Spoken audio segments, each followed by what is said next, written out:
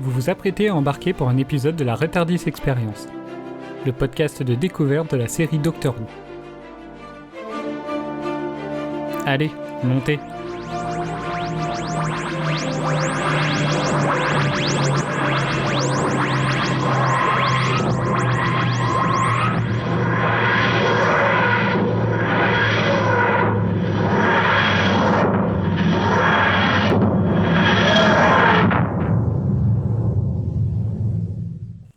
Et pourquoi le pistolero vous veut ? C'est pas important. Je crois qu'il serait utile. L'Amérique, c'est la terre de la seconde chance. On a appelé cette ville Mercy pour remercier cette terre de sa clémence.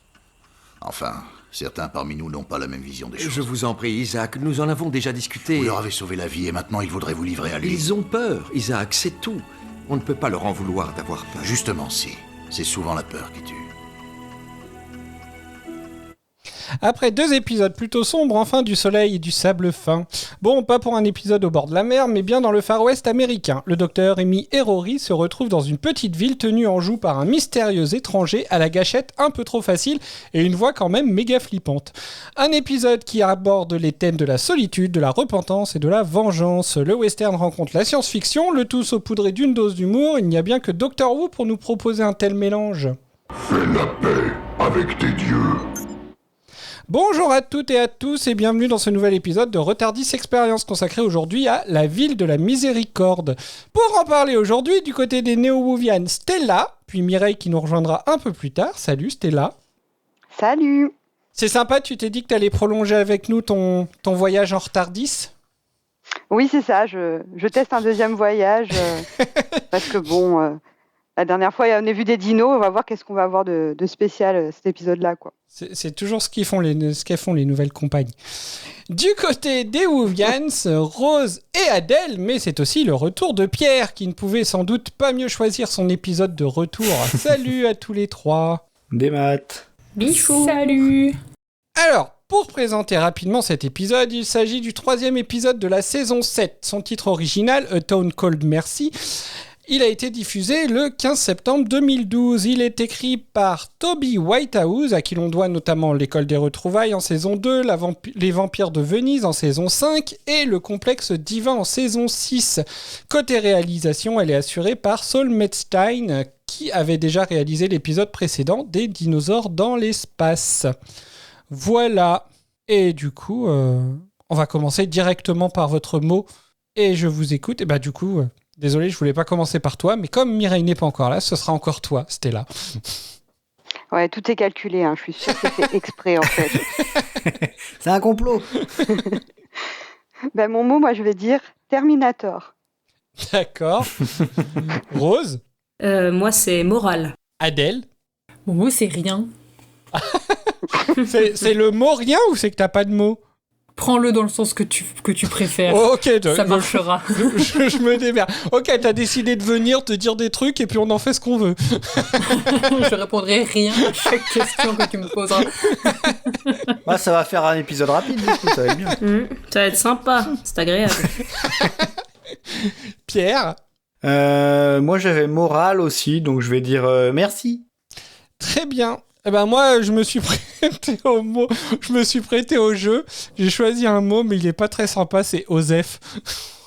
Voilà, du coup. Et on continue. Du coup, on va se remettre dans l'épisode en écoutant le résumé.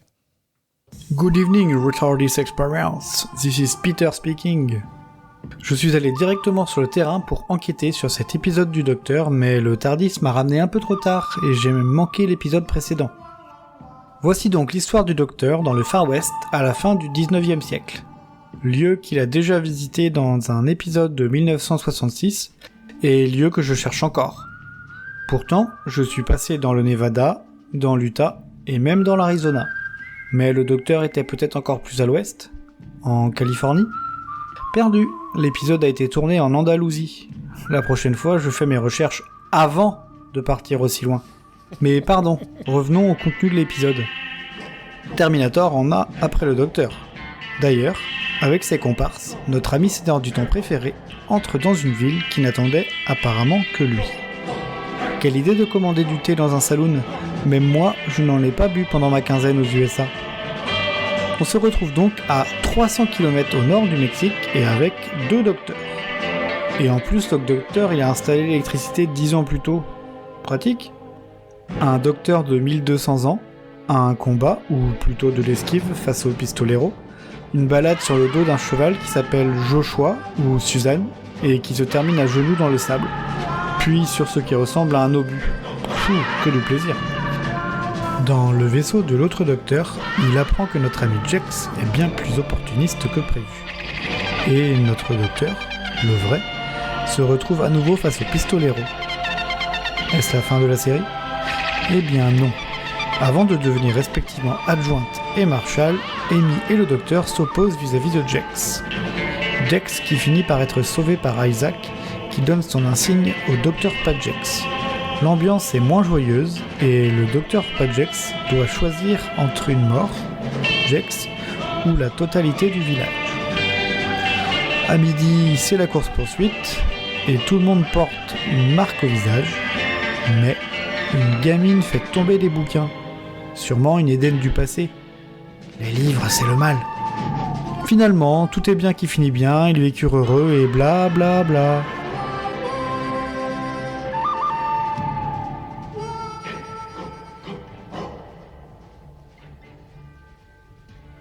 Ouin, ouin, ouin. Merci bien. Genre, on va l'avoir dans la tête, hein. C'est pas très sympa. Merci pour ce résumé. Est-ce que vous avez des choses à rajouter sur ce résumé ? Merci, c'était bien complet. Non. Oui. Avec l'ambiance derrière. Ah bah ça. Très bien. Et ben je vous écoute pour votre ressenti global sur cet épisode, Stella. Eh ben moi, je vais retirer ce que j'ai dit au dernier épisode. Bah, finalement, il n'était pas si mal cet épisode. Voilà, je m'attendais à du mauvais et finalement, ça allait. Un petit air de retour vers le futur. Moi, j'ai bien... C'est vrai, ça m'y a fait penser beaucoup aussi. Voilà, j'ai vu quelques petites parties de retour vers le futur et comme j'aime bien cette saga, donc ça m'a bien plu. C'était un peu intriguant et il y a des passages intéressants, donc on échangera un peu plus dessus, mais moins pire que prévu. Très bien. Rose ? Et bah pareil, j'aime globalement bien cet épisode. Je me souvenais de l'intrigue au global et du plot twist sur Isaac, mais je me suis quand même fait surprendre par tous les questionnements qu'il apporte. Voilà, ça m'a fait me questionner et comme j'aime bien globalement les cow-boys et le Far West, j'ai bien aimé. Très bien. Adèle ? En fait, c'est vrai que ton mot était pas mal, Cédric, parce que... Je croyais qu'elle allait me répondre rien. Pas, mais je l'aime... je l'apprécie pas non plus. En fait, c'est ça. En fait, je m'en fous de cet épisode, quoi. C'est ça, en vrai. En fait, je le regarde, je me dis, ouais, ok, je l'ai vu. Suivant. Vraiment, c'est ça, quoi. Et pour ça que j'ai mis le mot rien, parce qu'en fait, je suis pas sûre d'avoir grand chose à dire dessus. Il y a des... Voilà. Il me laisse complètement indifférente, et je pense que c'est un de ceux qui me laisse le plus indifférente depuis le début, je crois. Depuis le début de la saison ou depuis le début de la série ? Depuis le début de la série, je dirais, quand même. Ah ouais. Après, je pense que quand on va discuter, je vais sûrement avoir des trucs à dire, etc. Mais c'est vrai que là, vraiment... j'ai voulu prendre des notes et en fait, j'avais rien, il y a rien qui me marquait, rien qui me venait à l'esprit, qui m'interrogeait vraiment. Genre juste, j'ai regardé l'épisode et c'est tout, quoi. Pierre ? Ça me ferait mal de revenir après 3... Je crois que j'ai manqué 3 épisodes, en comptant la rétro. Ouais. En démarrant, en disant que je suis d'accord avec Adèle. Mais... super. Ça te ferait mal de dire ça, quoi. Mais il va avoir mal, du coup. Mais ouais, j'ai pas... Quand j'ai fait le résumé, je pense que... à part ce que j'ai mis dans le résumé, j'ai pas forcément énormément de choses de plus. J'avais pas fait gaffe. Maintenant que tu le dis, c'est vrai que Retour vers le futur... ça y correspond. D'ailleurs, c'est dommage qu'on enregistre ce soir parce qu'il est diffusé à la télé. C'est vrai, effectivement. Ouais. celui avec Clint Eastwood. Bon, ben au revoir. Hein. On a des priorités. Mais moi je pense que c'est pas pour rien que c'était pas l'épisode qui m'avait marqué sur les premiers épisodes de la saison 7. Très bien.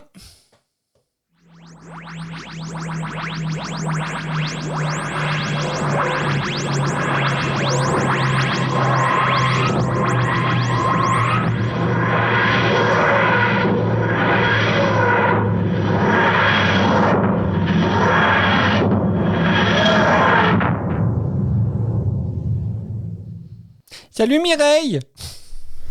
Bonsoir. Comment tu vas? Toute moite. À cause de cette fucking canicule.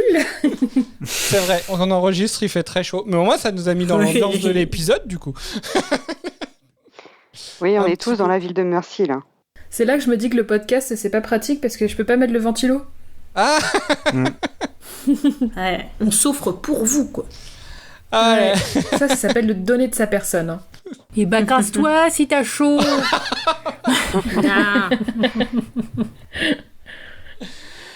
Alors, Mireille, on va essayer de rattraper rapidement parce que, alors, du coup, tu n'étais pas là en plus au précédent épisode. Est-ce que tu as pu voir l'épisode ? Alors, je n'ai pas pu voir l'épisode. Par contre, mes galères de train d'aujourd'hui m'ont permis d'écouter tranquillement l'émission. Donc, je l'ai regardé à travers vos yeux, on va dire. Ah, et est-ce que ça t'a donné envie de regarder l'épisode ? En vrai, oui, parce que vous parliez des dinos trop mignons, sauf Rose. Shame. Mais en vrai, oui, ça m'a donné envie de le regarder quand même. Mais en fait, le pire, c'est que j'ai essayé de le regarder 2 fois, mais ça a bugué. En fait, les 2 fois, ça s'arrêtait au bout de quelques minutes. Donc j'ai vu le début, mais j'ai pas pu aller plus loin. Ah, on saura peut-être la semaine prochaine, au prochain épisode, ce que t'en as pensé, du coup. On croise les doigts. Oui, peut-être, ouais. Très bien. Est-ce que tu as un mot sur cet épisode ? Mon mot, c'est sympatoche. Sympatoche, très bien.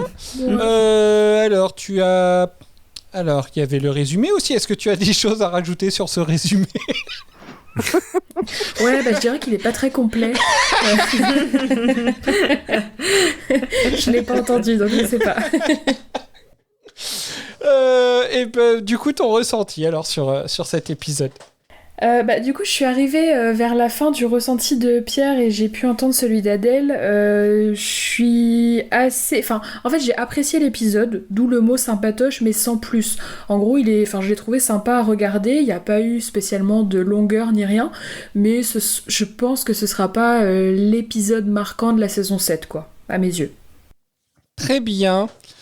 Je suis globalement d'accord avec vous, hein. Pour le coup, c'est vrai que moi c'est un épisode que j'aime pas revoir en vrai.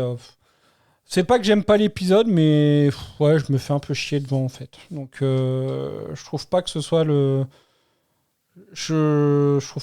meilleur épisode de la série. Loin de là. Bon, peut-être pas le pire non plus, mais ouais, c'est vraiment un épisode dont je suis pas fan en fait. Déjà de base, moi je suis pas très western, hein. Le seul western que je connais et que j'aime bien, c'est Shanghai Kid, donc vous voyez le niveau. Mais voilà. Mais tu sais que toi, t'as tellement dit que t'avais pas envie de revoir cet épisode, que ça te saoulait et tout, que du coup, j'ai traîné les pieds à le regarder. C'est vrai aussi, quoi. C'est vrai, parce que toi, en plus, toi, tu t'en souviens bien, et bon, moi, je me souviens de l'ambiance générale, mais pas de l'épisode en lui-même. Et du coup, j'étais là genre, oh, s'il dit ça, c'est qu'il doit vraiment pas être ouf. Et du coup, j'avais la flemme. Oh, ça se trouve, j'ai orienté même ton ressenti de l'épisode. Non, mais en vrai, je trouve qu'il y a quelque chose qui va pas. Autant, il y a des épisodes où je trouve qu'il y a le mélange historique, science-fiction, il passe bien.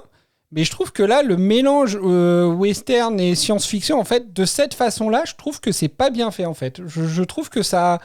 Enfin, je sais pas, je trouve que ça colle pas. Je suis vraiment pas... je suis pas pris dedans. J'arrive pas à me souvenir du... Il y a un film qui était sorti à un moment, il me semble, qui mélangeait un peu ça, des extraterrestres qui arrivaient dans le Far West. Cowboy et envahisseur ou un truc du genre, je crois. Et en vrai, enfin, je sais pas si ça marche mieux sur ce genre de film, je l'ai jamais vu. Mais ouais, c'est vraiment pas un mélange qui m'attire.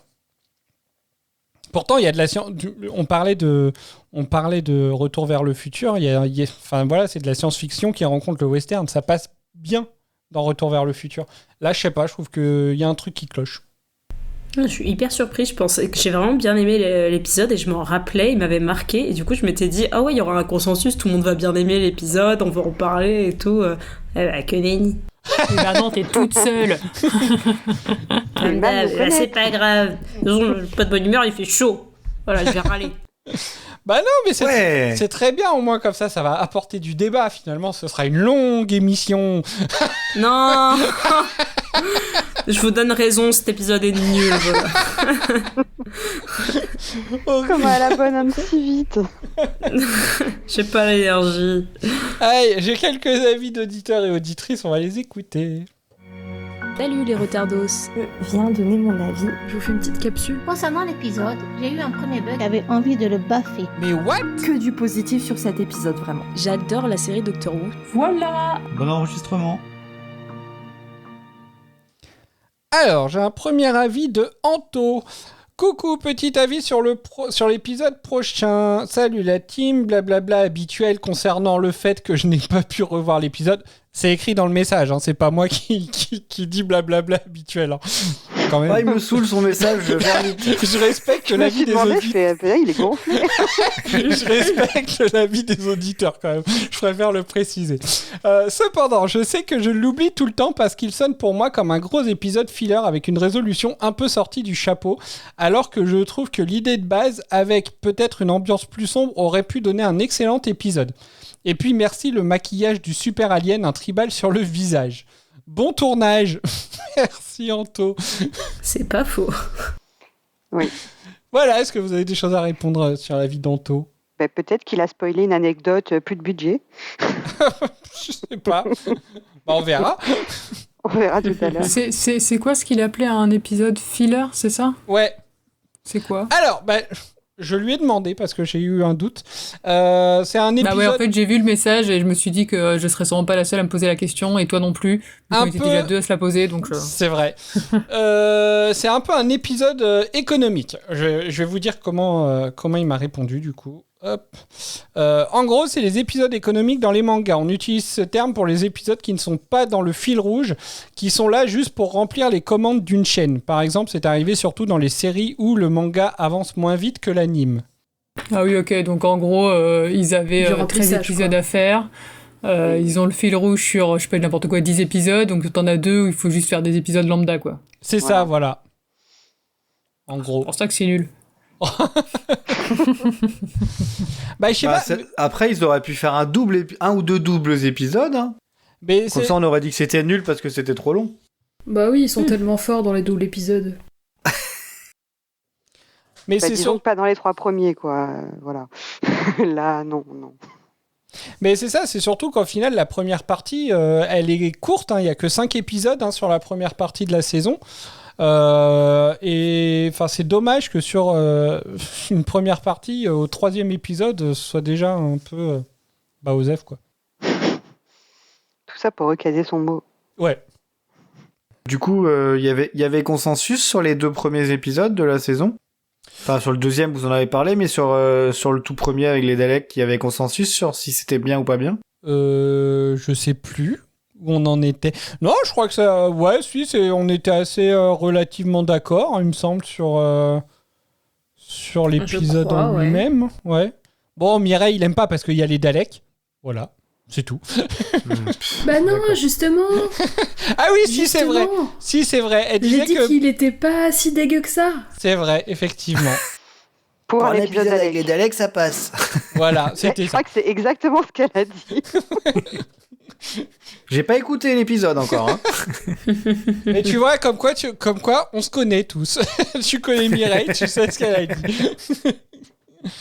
Un deuxième avis de Laurence. Mince, j'ai raté l'épisode d'avant dans lequel j'avais adoré le père de Rory qui se fait embarquer dans le Tardis en changeant une ampoule. C'était mon personnage préféré de l'épisode. Sinon, pour l'épisode La Ville de la Miséricorde, cet épisode n'est pas marquant. L'idée d'un épisode Far West, pourquoi pas, mais je n'ai pas trop accroché, que ce soit l'histoire, les personnages, la résolution. Épisode moyen que j'oublierai vite. Bon enregistrement, j'écouterai avec joie vos échanges. À bientôt, Laurence. Merci, Laurence. Est-ce que vous avez des choses à répondre à Laurence ? Bah elle non plus, elle est pas d'accord avec Rose. Oui. Vous êtes juste raciste du Far West, là. Raciste du Far West. Quand toi t'es raciste des dinos, bah nous on est raciste du Far West, voilà. Ouais, bah voilà, Chacun je son constate truc. on a chacun ses faiblesses. C'est ça. Il fait trop chaud au Far West, c'est sale. Non, on n'a pas envie. Voilà. On enregistre le mercredi soir, on pourrait presque penser qu'il y a une corrélation. Mais auront la ref, hein, qui l'auront. Est-ce que vous avez des choses à répondre à Laurence, du coup ? Rien. Merci de nous écouter. Très bien. Et bah du coup, un dernier avis, et cette fois c'est un avis de Corsetilou. Hello, j'espère que je n'arrive pas trop tard avec mon avis. Pour une fois que je suis à jour dans la série et dans vos épisodes, je laisse à Cédric le soin de couper s'il faut des morceaux et lire ma prose. Merci à lui. J'ai bien apprécié la ville de la Miséricorde, plus ou moins comme tous les épisodes, sauf ceux avec les anges pleureurs qui me fichent les chocottes. Le docteur y apparaît beaucoup plus sombre que d'habitude, presque brutal parfois, comme si toute sa culpabilité accumulée depuis la guerre du temps remontait à la surface sous le soleil écrasant de cette ville perdue. On sent qu'il veut sauver tout le monde, mais qu'au fond, il sait aussi parfaitement ce que signifie sacrifier quelqu'un pour le bien commun. Et ça, c'est glaçant. L'épisode joue constamment avec l'ambiguïté morale sans jamais donner de réponse claire. Kalir Jex est-il un monstre ou un survivant ? Peut-on pardonner quelqu'un qui a utilisé la guerre et la science pour sauver son peuple au prix d'atrocités ? Et surtout, le docteur vaut-il vraiment mieux lorsqu'il décide lui aussi qu'il mérite une seconde chance ? Même Amy et Rory semblent perdus au milieu de tout ça, un peu comme nous devant notre écran en mode « bon, et alors, qui est censé être le gentil exactement ?» Et c'est probablement ce qui rend l'épisode aussi marquant, il refuse le confort. On voudrait une réponse simple, un grand discours héroïque avec musique triomphant et coucher de soleil, mais non. À la place, on obtient un western mélancolique où tout le monde porte une part de faute, de peur ou de colère. Je fais une pause à la moitié. Est-ce que vous avez déjà des choses à répondre voilà, sur déjà cette partie d'avis, parce qu'effectivement, c'est un avis très complet. Et donc, merci. Je n'ai lu que la moitié pour le moment. Merci, Corsetilo. C'est très bien écrit, c'est tout ce que je pense, mais je l'avais pas aussi bien formulé. Tu vois, c'est vrai que tu n'es pas intéressant son avis, ouais. Ouais, je suis d'accord, il est très bien construit, il analyse bien et tout. Ça fait remonter l'épisode dans mon estime. Oh. Parce que j'avais pas vu tout ça, donc c'est intéressant la manière dont elle a vu les choses. Je suis peut-être passé à côté de l'épisode, quoi. C'est possible. Enfin... Moi, je n'ai pas trouvé de tant de changements dans la façon de faire du docteur, donc ça serait intéressant d'en discuter, de voir vos points de vue à vous. Parce qu'a priori, Corsetilou a trouvé qu'il était vachement plus sombre que d'habitude. Et moi, je l'ai pas trouvé. Je l'ai trouvé à peu près plutôt fidèle à lui-même, en fait. Je trouve qu'il y a un changement quand, à partir du moment où il découvre ce que... merde, comment il s'appelle Jex a fait. À partir du moment où il voit les images, je trouve qu'il y a un switch et il change. Mais ouais, on en parlera. Je continue. La fin me laisse d'ailleurs très dubitative. Elle est belle, tragique et frustrante à la fois. On comprend l'idée du sacrifice et de la rédemption, mais quelque chose me dérange. Cette conclusion laisse un goût amer volontairement. Personne ne gagne vraiment. J'ai aussi trouvé le thème de l'armement particulièrement intéressant et terriblement actuel. L'épisode montre bien comment une espèce peut justifier la création d'armes toujours plus destructrices au nom de sa survie, jusqu'à finir par se détruire elle-même moralement, voire physiquement. On protège son peuple, puis on perd peu à peu ce qui faisait son humanité, ou dans ce cas précis, son extraterrestrialité. Oui, ce mot n'existe probablement pas, mais honnêtement, après un cyborg flingueur à cheval dans l'espace, tout devient acceptable. En vrai, je suis très content d'avoir réussi à le dire du premier coup. Bravo. Ça, elle l'avait mis dans son résumé, dans son message aussi, ou c'est toi qui le dis? Non, elle l'a mis dans son message. Et puis, il y a cette atmosphère incroyable. Un village figé dans la peur, un shérif fatigué, une cloche qui résonne comme un compte à rebours moral. On est presque dans un vieux film de Sergio Leone, version science-fiction dépressive, avec moins de poncho, mais beaucoup plus de traumatisme temporel. Je vous souhaite un bon épisode et cœur avec les doigts pour vous tous. À très vite. Je vais essayer à présent de donner mon avis avant l'enregistrement plutôt qu'après, mais je ne promets rien. Bisous, Corsettilou. Merci à toi, Corsettilou. Merci, ouais. Merci. J'en profite pour dire cœur avec les doigts à toi aussi, parce que c'est vrai que Corsettilou, en plus d'être une fidèle tipeuse depuis plusieurs années déjà, elle commente chaque épisode qu'elle regarde, elle nous donne toujours son avis et tout, et ça fait toujours plaisir. Donc merci à toi. Tu as une très belle prose, ça fait plaisir aussi. Oui. Alors, est-ce que vous avez des choses à répondre sur cette deuxième partie d'avis ? Eh ben, je suis toujours d'accord. Bah, j'aurais aimé apprécier autant l'épisode qu'elle, parce que ça a l'air super ce qu'elle a vu. Vous avez pas vu le même épisode? Mais c'est ça, en fait, c'est un peu étrange, quoi. En fait, j'ai l'impression d'être passée à côté de tout ce qui était sympa, donc je suis presque triste, tu vois. Ça donnerait presque après, ça donnerait presque envie de revoir l'épisode avec cet avis et puis d'être plus attentif. C'est marrant. C'est ça, ouais. Parce que pourtant, Avec ses yeux. moi j'ai l'impression que, en fait, c'est un peu, je crois que je te l'ai dit, Adèle. Moi, j'ai plus, en fait, cet épisode, comme je le dis souvent, et c'est pour ça que j'ai quand même essayé de garder le ressenti que j'avais par rapport à mon ressenti habituel de comment je regarde cet épisode. Et donc, effectivement, moi, cet épisode, généralement, c'est un de ces épisodes que je mets en fond et que je m'occupe à faire autre chose pendant qu'il tourne, quoi. Et puis après, plus tard, sur un autre épisode, je vais me remettre à être plus attentif. Voilà, c'est un de ces épisodes-là. Mais là, c'est ce que j'ai dit à Adèle. En fait, de travailler sur le podcast, je ne sais pas si pour beaucoup d'entre vous, c'est la même chose. Je ne regarde pas les épisodes de la même façon, en fait, en regardant en préparant le podcast, que quand je me fais un marathon d'épisodes, en fait. Donc là, je l'ai regardé avec plus d'attention et j'ai presque plus apprécié, justement, de voir cet épisode parce que justement j'étais un peu plus attentif à ce genre de choses-là, comme je l'ai dit d'ailleurs dans l'intro où je disais que l'épisode il aborde les thèmes de la solitude, de la repentance et de la vengeance. Enfin voilà, c'est des trucs où je me suis un peu rendu compte de ça au final en regardant l'épisode pour le podcast.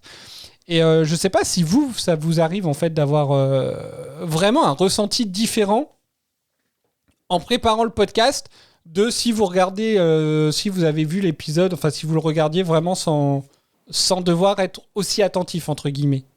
Je sais pas si c'est clair, ce que je dis. Oui. Bah, le truc, c'est que moi, quand je regarde, par exemple, une série sans rien faire derrière, en fait, souvent, je pose mon cerveau, j'ai même pas d'esprit d'analyse, en fait. Alors que c'est vrai que quand je regarde Doctor Who, j'essaye, en tout cas, je dis pas que j'y arrive, mais j'essaye de réfléchir à ce que je peux en dire après.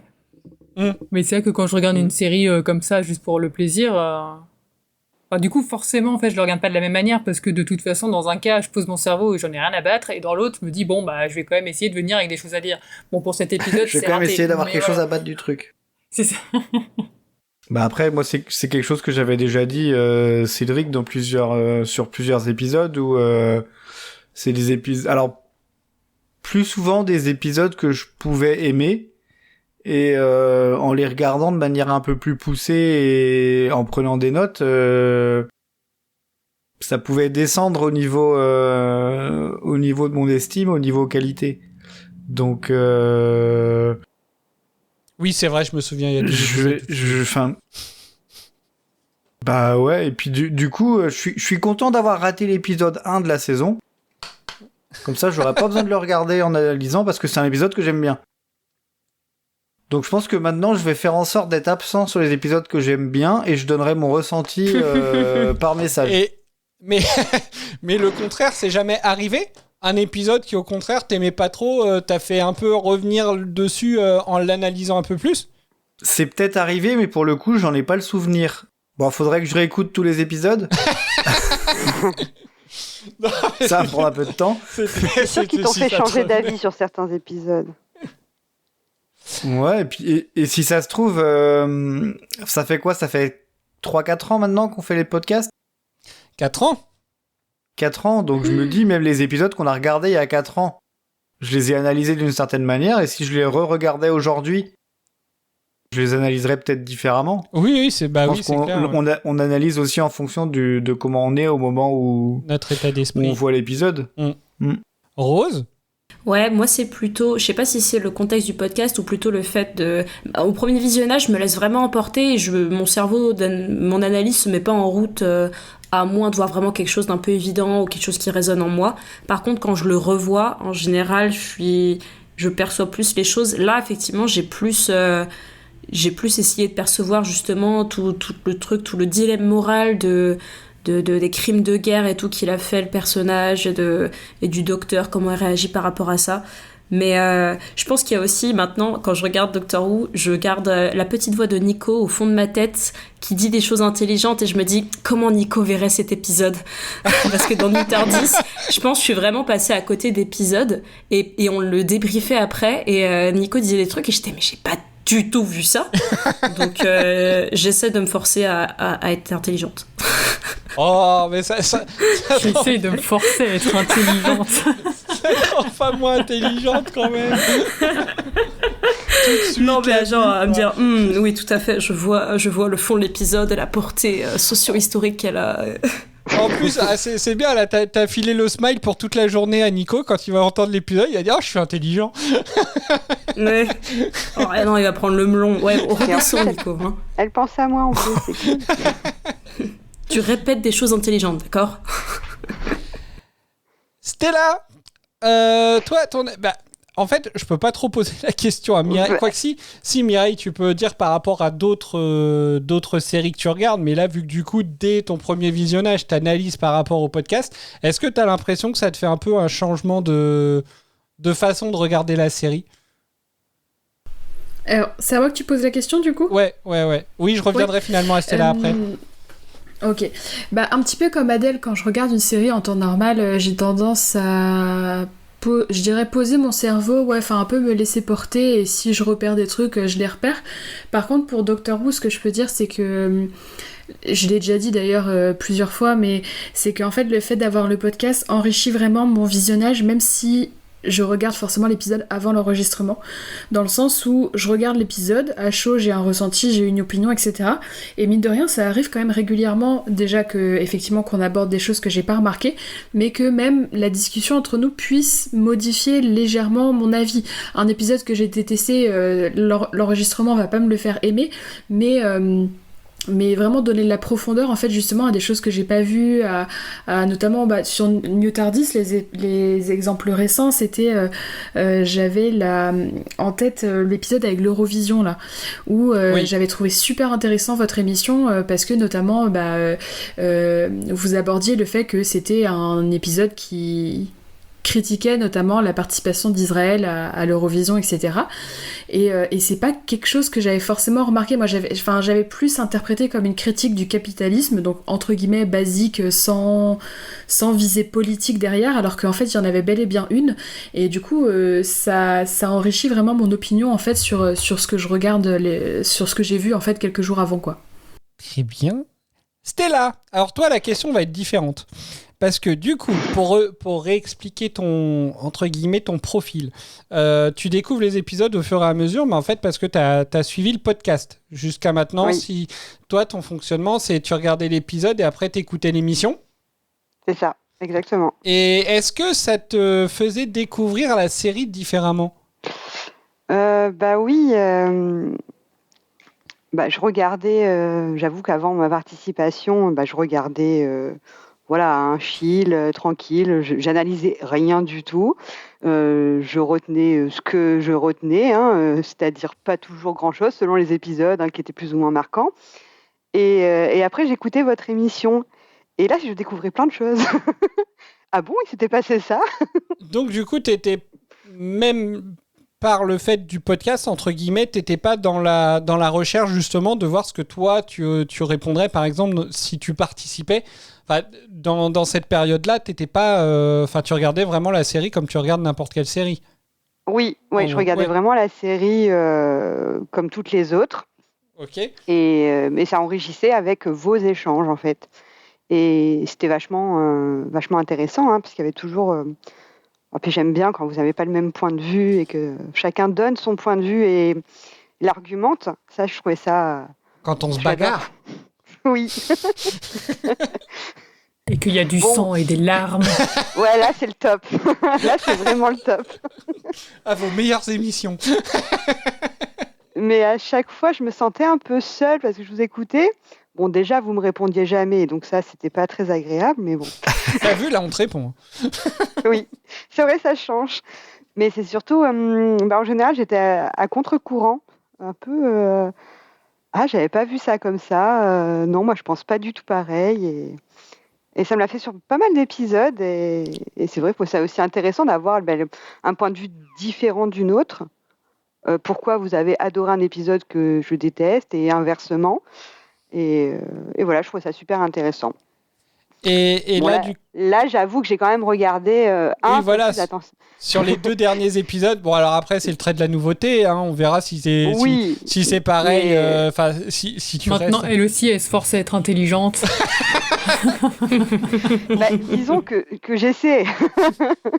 Non mais voilà, en tout cas je l'ai regardé un peu plus avec un peu plus d'attention. D'accord. J'irai pas de là à dire que je peux faire des argumentations ou autres parce que je suis encore toute nouvelle et c'est une nouvelle... je trouve plus mes mots. Nouvelle façon de voir les choses, mais voilà, je le regarde quand même plus avec plus d'attention et plus... un peu plus, j'essaie de regarder un peu plus les détails. Ouais, et encore, ce n'est que le début. Après, tu vas retrouver encore plus de trucs. J'espère. On verra. Tu vas avoir tellement de détails que tu comprendras même plus l'histoire de l'épisode parce que tu seras tellement sur tous les détails. Tiens, le docteur, il avait un nœud papillon bleu, là. Il avait des chaussettes différentes. Mais il parlait de quoi, mais les dinosaures sont vraiment moches. On est sorti un peu de l'épisode, mais du coup, je trouve que c'était intéressant de savoir un petit peu, justement... ou de ressavoir, parce que du coup, effectivement, je pense que ce point, on l'a déjà abordé à plusieurs reprises, mais je trouve qu'on peut... l'expérience déjà du podcast peut nous faire évoluer au fur et à mesure, que ce soit dans notre visionnage et puis dans comment on aime regarder les séries, du coup. Donc voilà. Alors, du coup, on va pouvoir avancer un petit peu et donc revenir à l'épisode de la ville de la Miséricorde, pardon, j'ai perdu le nom. Qu'est-ce qu'on peut en dire du coup, Rose? Rien. Allez Rose, s'il y a oui. toi du coup qui va défendre corps et âme cet épisode, dis-nous ce que t'as aimé et nous on le descend. Super. Non, oui. Ça donne envie, du coup. D'ailleurs, si tu veux rester dans le thème, tu devrais plutôt dire et nous on le flingue. Oh. Non mais je pense que c'est intéressant de parler effectivement du positif quand même. Donc il y a du positif sur cet épisode, mais justement de voir ce que toi, ce qui t'a vraiment plu dans cet épisode-là, qui fait que vraiment tu trouves que c'était chouette quoi. Ouais. Alors en fait, je pense que c'est vraiment le propos sur le personnage. Alors je l'appelais Isaac, mais bon, j'ai écrit Isaac dans mes notes, mais du coup Jex. Oui, parce que Isaac c'est le. C'est le Marshal. C'est celui qui se fait tuer. Ouais, Isaac c'est le Marshal. J'aime bien Isaac, mais c'était pas celui dont je voulais parler. Je l'avais appelé le shérif. Écoutez, je le renomme, pibaboum, Isaac, le shérif, le Marshal, c'est pareil. Jack. Du coup, j'aime bien son personnage et ce qu'il questionne, parce qu'en fait, il y a eu le plot twist, comme quoi, en fait, c'était pas le gentil médecin et tout machin, en fait, c'est un criminel de guerre qui a fait du coup des choses atroces pour mettre fin à une guerre, et quand il a commencé à se défendre, je me suis retrouvée un peu sur le cul parce que je me suis dit, putain, mais en fait, pourquoi je trouve que ce personnage est gris au lieu d'être noir, alors que genre le docteur, Amy, tout ça, ils ont l'air de le trouver horrible. Et effectivement, il a fait des choses horribles, mais pourquoi moi je me dis, merde, peut-être qu'en fait il a des raisons, entre guillemets, et en fait j'ai bien aimé l'ambiguïté et le flou, et comme m'a dit Corsettilou, le fait qu'il n'y ait pas de réponse sur est-ce que c'est vraiment un méchant ou est-ce que c'est un peu une victime aussi, parce qu'il dit quand même qu'il a mis fin à une guerre qui durait depuis, je sais pas, des années, il l'a mis fin en 1 semaine, du coup tu te dis ah ouais ok, le mec a apporté la paix, mais il a fait des choses horribles pour ça. Et tout ce truc de vengeance, du coup, de quelqu'un qui l'a défiguré, mais au final, cette personne qui veut accomplir sa vengeance, et à la fin, elle va même pas l'accomplir, enfin, le mec va mourir et il va se retrouver sans rien. Enfin, je sais pas, j'ai trouvé ça très, très amer, et c'était intéressant de me dire qu'est-ce que j'aurais fait si j'avais été médecin. J'espère que j'aurais pas fait ça, et en même temps, voilà. J'aime bien les dilemmes moraux, en fait. Bah, en fait, j'ai l'impression qu'ils placent un peu comme se sont placés finalement ou un peu comme le shérif en fait, qui dit bah ok, il a fait des atrocités, mais en attendant il fait le bien autour de lui, il essaie de se racheter. Enfin, en fait tu le vois gris comme le voit le Marshal en fait. Ouais, et en même temps le Marshal il est prêt à ne rien savoir de son passé et à l'absoudre de tout et juste de repartir de zéro, et je sais pas si moi j'en serais capable. Ouais voilà, et moi je me dis non, c'est quand même une personne horrible. En même temps je ne sais pas, est-ce que je le livrerais moi-même à quelqu'un qui... Enfin voilà quoi, c'est difficile et il n'y a pas de réponse. Et ça fait écho aussi au docteur, et je trouve que j'attendais tout au long de l'épisode aussi qu'il y ait un truc en mode et vous docteur, haha, vous êtes pareil, hein. Et au final je crois qu'ils le disent jamais vraiment, et ça m'a étonnée, mais je trouve que du coup ça résonne aussi avec le docteur et sa propre guerre et tout, enfin voilà. C'est peut-être pour ça qu'il est autant en colère. Et c'est peut-être pour ça que justement le nom que Jex a pour les autres de la ville, c'est le docteur du coup. Oui, en plus, oui, il y a ce nom. Ouais. Ça renvoie un peu vers ça aussi, ouais. Après, le Marshal, il veut pas trop savoir son passé, et je peux l'entendre aussi. Peut-être qu'il a peur, s'il apprend ce qu'il a fait dans le passé, d'avoir une vision faussée de la personne, alors que là, à l'heure actuelle, il voit que le bien qu'il a fait pour sa ville, quoi. Peut-être qu'il veut garder cet aspect-là, cette image de lui. Voilà, moi, il nous a rien fait, il a fait que le bien depuis qu'il est arrivé, il nous a beaucoup aidés, et voilà, moi je m'arrête là. Le passé, c'est le passé, et moi je regarde le futur. Ouais, c'est aussi la question de la seconde chance. Est-ce que du coup quelqu'un comme ça mérite une seconde chance ? C'est marrant, ça me fait un peu penser à 2 épisodes, parce que du coup ça me fait penser à l'épisode de la fille qui attendait par rapport au dilemme devant lequel on peut se retrouver, mais ça me fait aussi surtout penser à l'épisode de Nouvelle Terre, le premier épisode de la saison 2, où je me souviens on en avait pas mal échangé sur le sujet, sur le fait que, je sais pas si vous vous souvenez de l'épisode, ils avaient des humains qui étaient dans des... qui étaient dans des... je sais même pas comment on peut appeler ça, dans des espèces de petites cabines où ils leur balançaient tous les virus, etc., pour pouvoir créer les antidotes. Lara Fabian, tu veux dire ? Oui, l'épisode de Lara Fabian. Et du coup, je trouve que c'est... Enfin, ça me fait du coup un peu penser à ça, parce qu'au final, c'est un peu l'équivalent de ce qu'a fait Jack, quoi. Au final, c'est un peu ce qu'il explique, il me semble. Hein. C'est que, voilà, ils avaient des... En gros, leur but, c'était de créer des super soldats, je crois, en fait, et pour pouvoir se défendre. Mais du coup, il l'a pris dans son propre peuple ? Ouais, il me semble. Hein. Bah oui, ils ont le même tatouage, donc c'est le même... Et puis, ils s'appellent tous Kaller. Mais Kaller, c'est pas le titre du docteur ? Non, ils ont en fait Jex, c'est Kaller Jex. Le premier, celui qu'on voit le premier se faire tuer au même endroit qui est juste avant le générique, il s'appelait Kaller Mass, et le pistolero donc il s'appelle Kaller Tech. Donc ils s'appellent tous Kaller en fait. Ça doit pas être pratique à l'école. C'est comme Chanto. Chanto, c'est la seule qui s'appelle Chanto. C'est vrai. juste qu'elle doit Moi, je rajouter dis des son conneries. nom à chaque fois qu'elle parle. J'ai des conneries.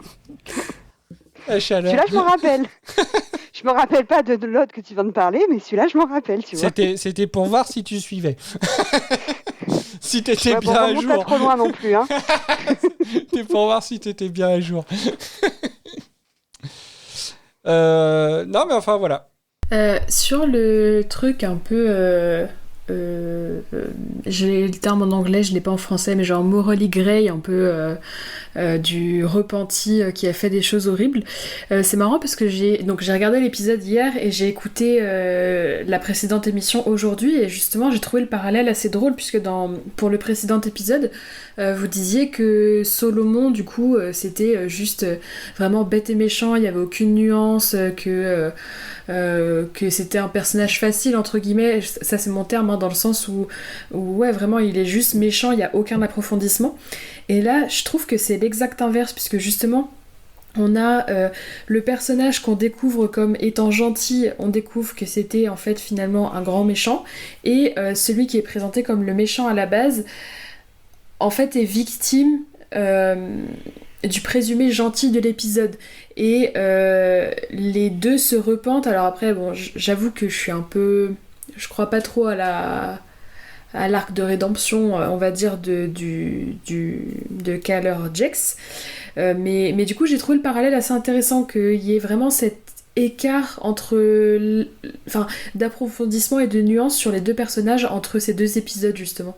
C'est quand même plus agréable, des personnages plus profonds comme ça que... Ils sont bien mieux écrits, je trouve.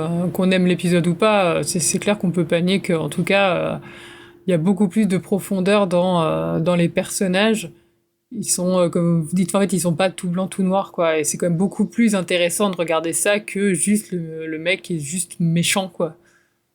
Je pense qu'ils recherchaient pas la même chose, en fait, dans les deux épisodes. Non, clairement pas, ouais. Dans le précédent, c'était vraiment la légèreté et un peu le style, comme tu disais, Disney. Bah voilà, le méchant, il est bien méchant, il n'y a pas de problème, tout le monde le déteste et c'est facile. Les gentils sont gentils, le méchant, il est méchant et tout le monde, il est content à la fin quand le méchant, il meurt, quoi. Alors que là, c'est plus compliqué que ça. Et pour revenir, vous avez abordé aussi rapidement le fait que le docteur, on le voit un peu son côté sombre et tout. Perso, j'ai pas trop adhéré. J'y ai pas trop cru.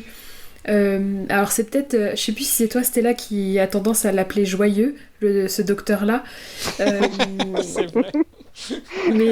Mais du coup, je pense que justement, vu qu'on a vu jusqu'ici, en tout cas, j'ai l'impression, ou en tout cas c'est ce qui m'a le plus marqué, c'est justement son côté effectivement souriant, léger, etc.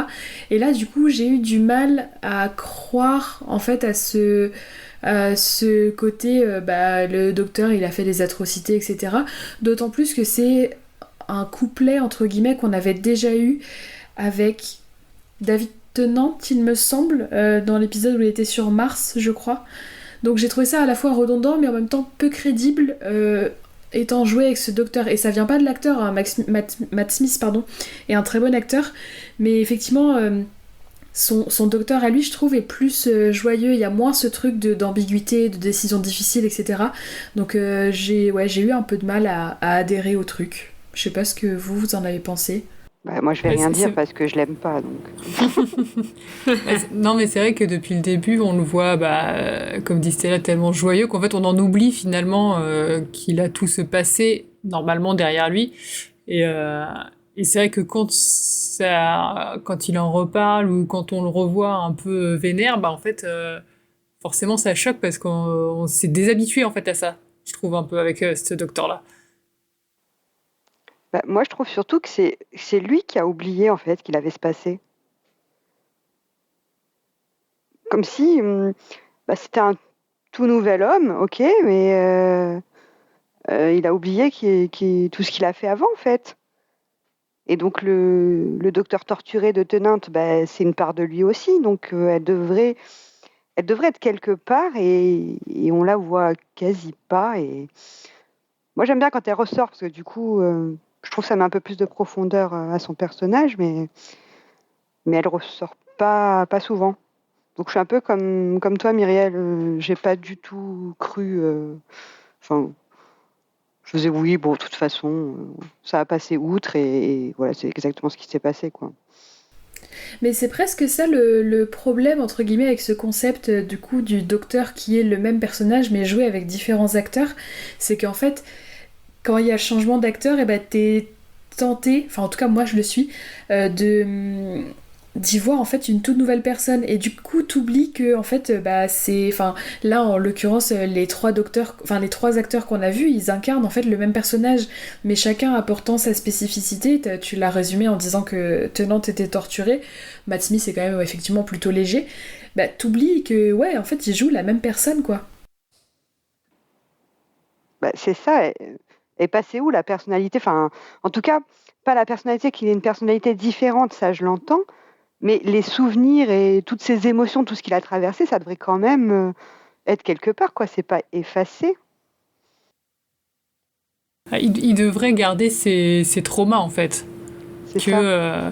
Après, je pense que c'est simplement que c'est peut-être une version du docteur qui a plus de facilité à enfouir ses traumas et à les laisser de côté, ou justement à aborder un visage beaucoup plus joyeux, enfin vraiment de faire comme si ça n'existait plus pour donner l'impression que tout va bien, tu vois. Je sais pas si c'est très clair, mais ouais, peut-être qu'il a plus cette faculté que le 10e docteur de mettre de côté et presque d'oublier que voilà, il a fait tout ça et se concentrer un peu sur l'instant présent. J'ai l'impression que c'est ça en fait, il se concentre plus sur ce qui se passe à l'instant T plutôt que sur ce qui s'est passé avant, quoi.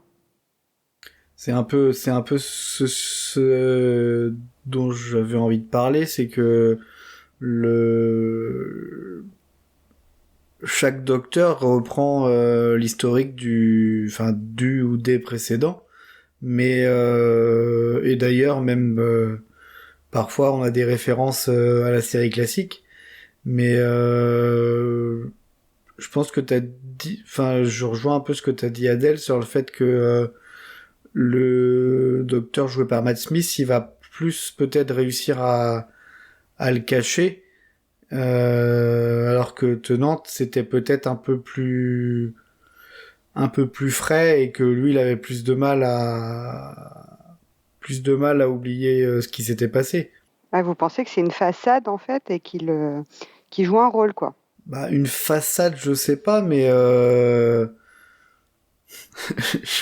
je vais prendre un parallèle qui est un peu bizarre, mais quand on est au travail, il va y avoir des jours où on va être un même événement se passerait un jour où tout va bien, on va le prendre à la rigolade, et à un moment où ça va être le mauvais, entre guillemets, le mauvais jour, et en fait ça va nous faire beaucoup plus réagir. Je verrai un peu cette opposition là entre les différents docteurs, moi. Je vois ce que tu veux dire. J'ai l'impression que le docteur de Matt Smith, en fait, je sais pas, hein, peut-être que je suis pas objectif, mais j'ai l'impression qu'en fait le docteur de Tennant, lui, c'est venu sur la longueur où plus ça allait, plus il était sombre. Et Matt Smith, lui, enfin le docteur de Matt Smith, lui, en fait, il est toujours joyeux. Mais par contre, ça va venir, il va vraiment y avoir des moments sombres mais c'est par moments en fait. Ça va switcher. Par exemple, en fait, on peut penser à la retraite du démon. Si on repense à la retraite du démon, là, sur cet épisode, il est quand même vachement sombre. Et l'épisode juste après, Allons tuer Hitler, tout de suite, il redevient beaucoup plus lumineux, en fait. Il switch.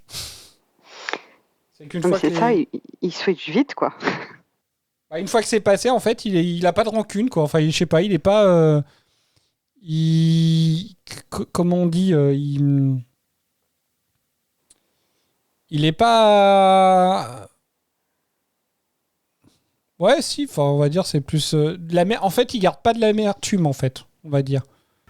Un peu comme un enfant, quoi. Je l'associe vraiment à une figure enfantine. Donc ouais, il peut se mettre en colère, il peut être sombre et tout, mais quand il passe à autre chose, il passe à autre chose, quoi. C'est ça. De toute façon, c'est vraiment un gosse, hein, le docteur. Là, dans l'épisode, on lui dit de surtout pas faire un truc, mais qu'est-ce qu'il fait ? Il le fait.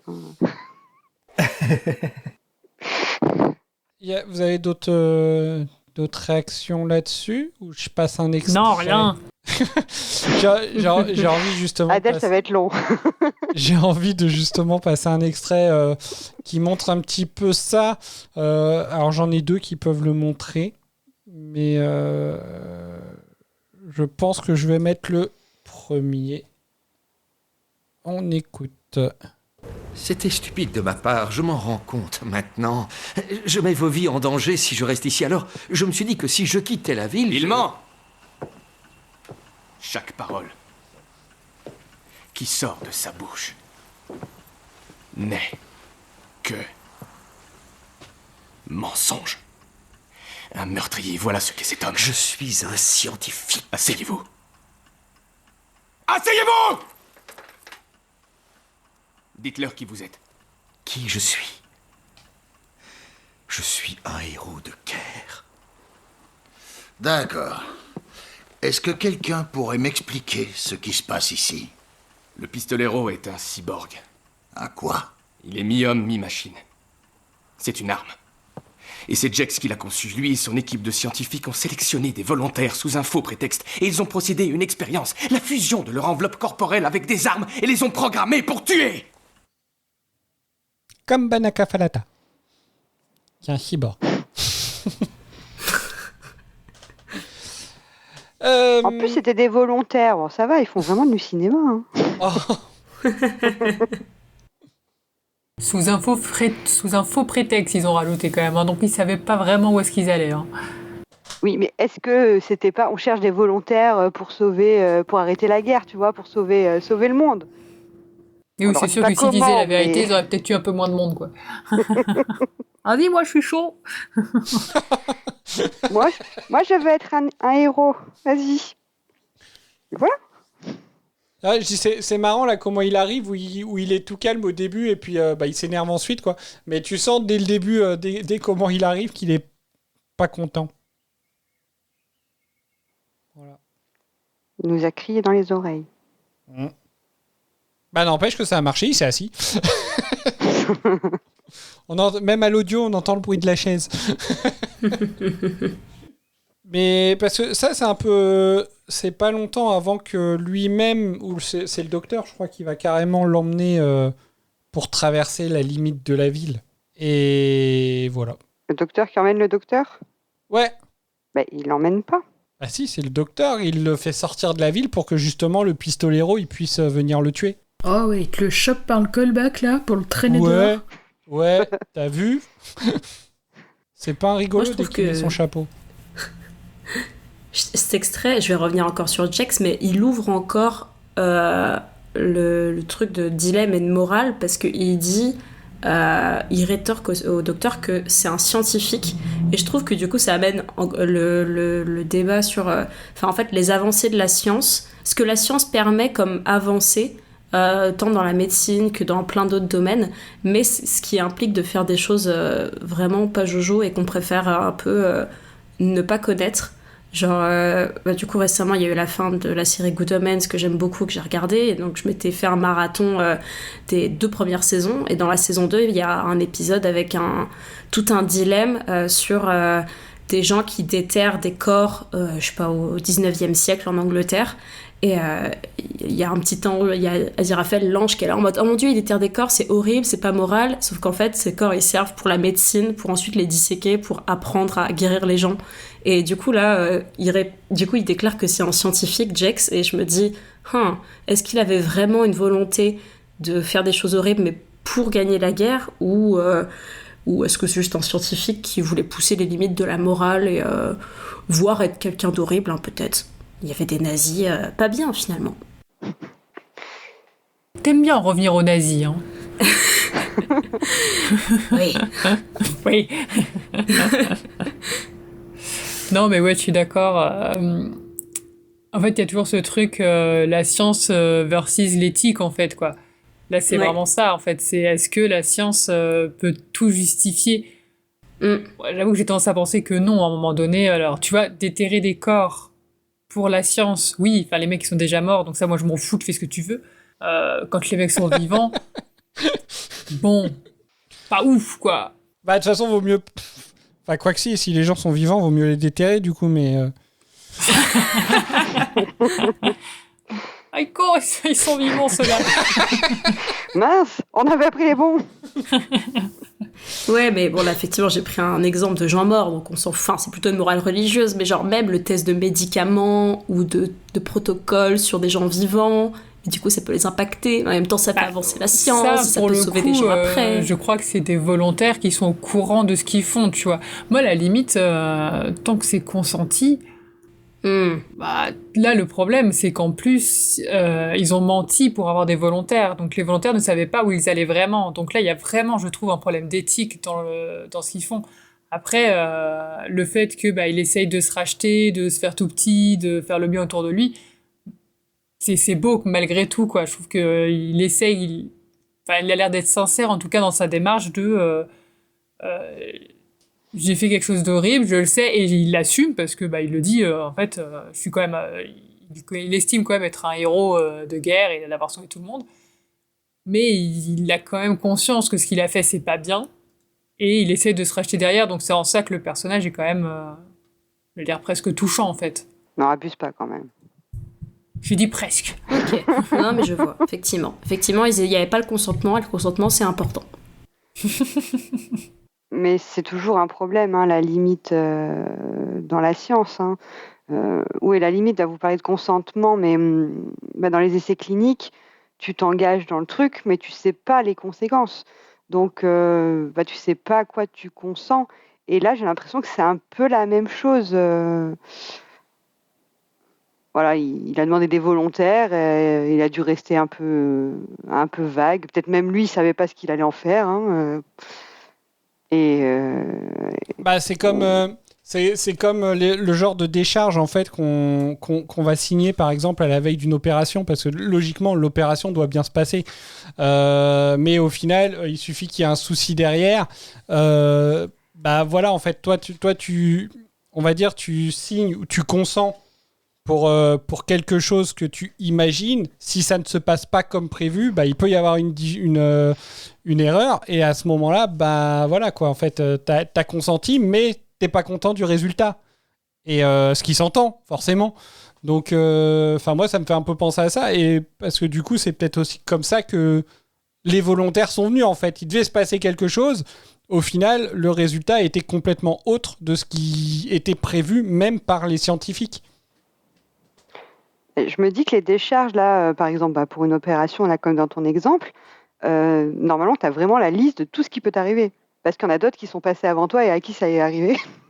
Oui. Tu es prêt parce que tu sais tout ce qui peut se produire, entre guillemets. Oui, mais tu ne l'espères pas quand même.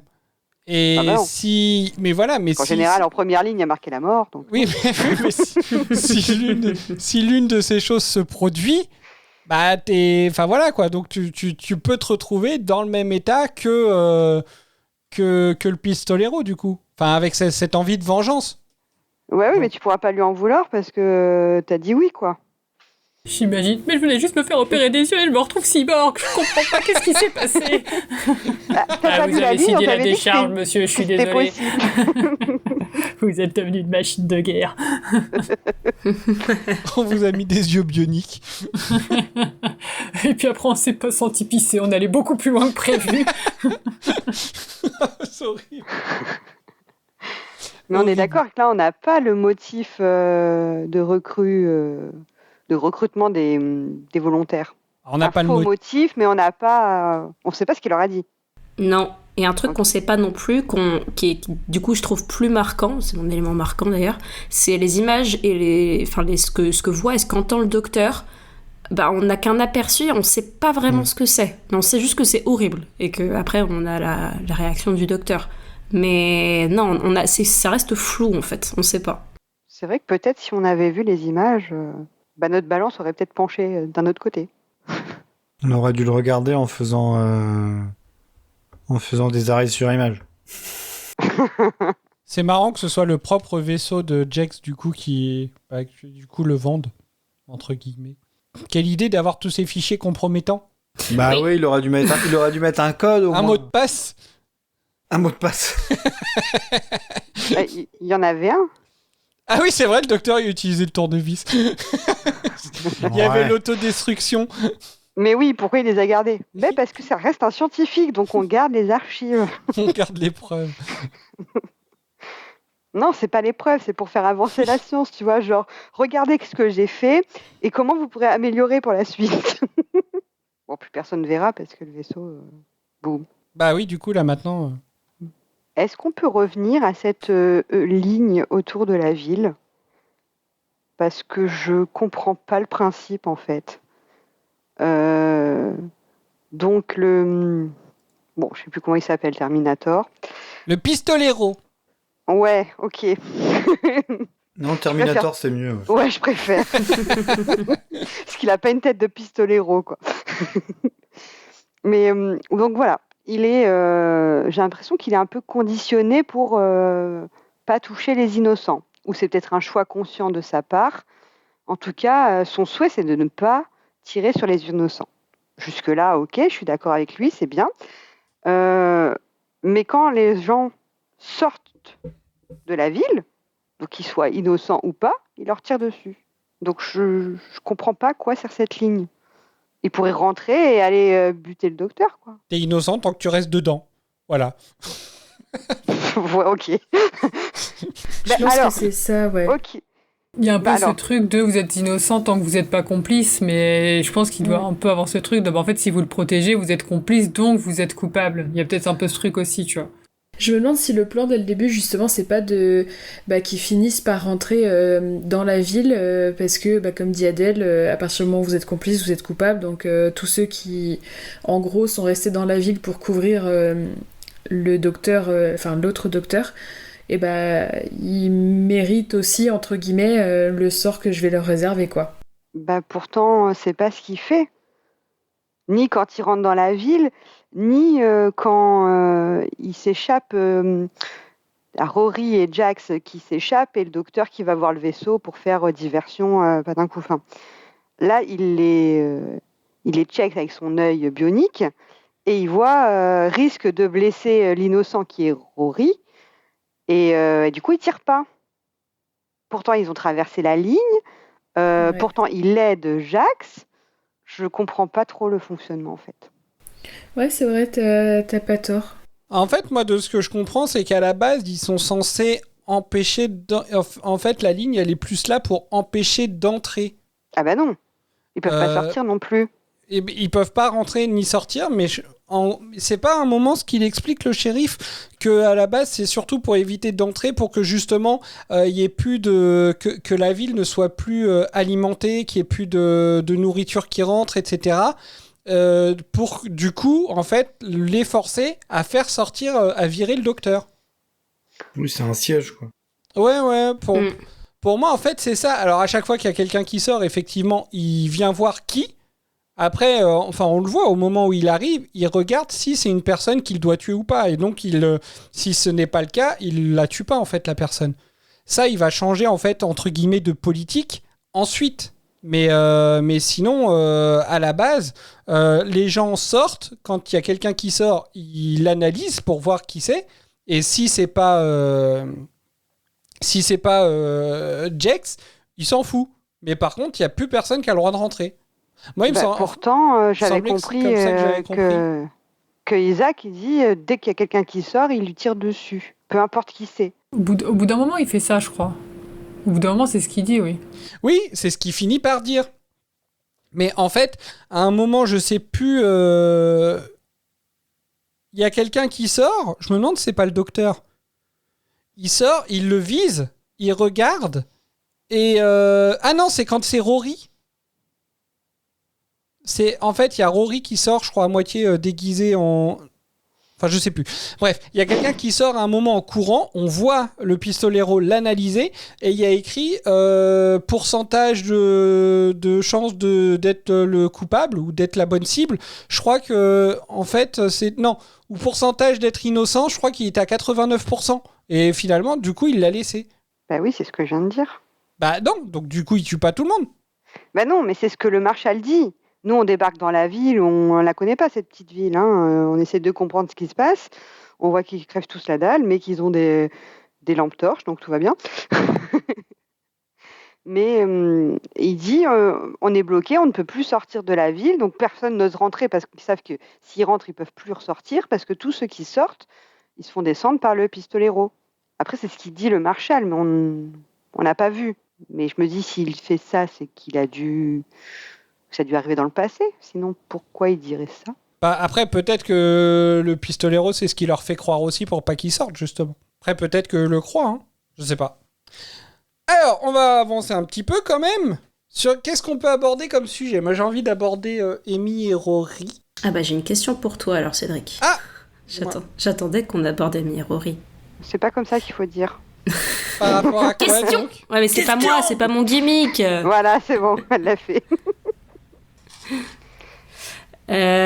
Comment as-tu pris le fait qu'on parle de la maternité d'Amy? Tu vois, dans mon ressenti plus poussé, c'est ce que j'ai mis en premier. Enfin, une référence à River. C'est quand même fou, quoi. Et j'en ai même trouvé deux. Parce que j'ai trouvé que la barmaid de l'épisode ressemblait énormément à River, en fait. J'ai trouvé qu'il y avait un air et le style... oui me rappelait énormément River. Moi, j'ai premier degré cru que c'était elle au tout début de l'épisode. Je l'ai regardé avec une copine et j'ai vraiment les 2 premières secondes cru que c'était River qui était derrière le bar, quoi. J'ai partagé la photo. Justement, je l'avais mise de côté exprès. Moi, je trouve qu'elle a... En fait, elle m'a vachement fait penser à River, pour le coup. Elle a quasiment pas de texte et tout, mais voilà, j'ai trouvé qu'en termes de look, voilà, il y a la couleur de cheveux, etc. Donc forcément, je me suis dit, tiens, c'est marrant, elle ressemble à River. Et effectivement, bah, après, dans cet épisode, on a quand même eu une référence au fait que Amy était maman et qu'elle avait... et voilà, enfin une référence à River. Moi, ça me rendait fou, hein, vraiment, sur les 2 précédents épisodes, qu'il n'y en ait pas une seule, quoi. Ouais, après, moi, je trouve que c'est un ton un peu comme un cheveu sur la soupe. Oui, parce qu'on se demande un peu comment... c'est pas...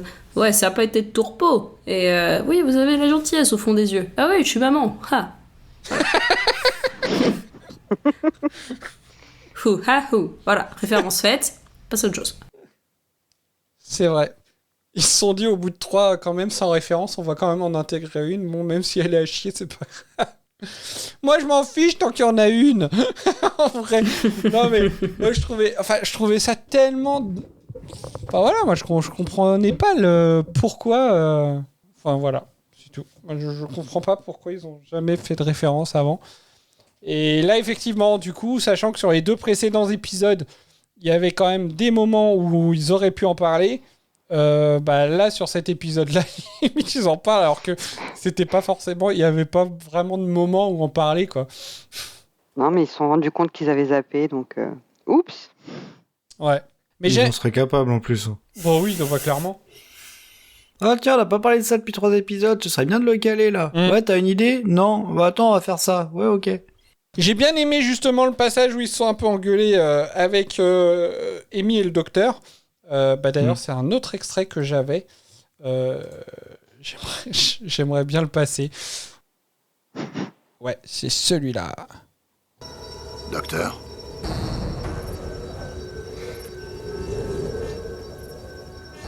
Docteur. Laissez-le revenir, docteur. Sinon quoi?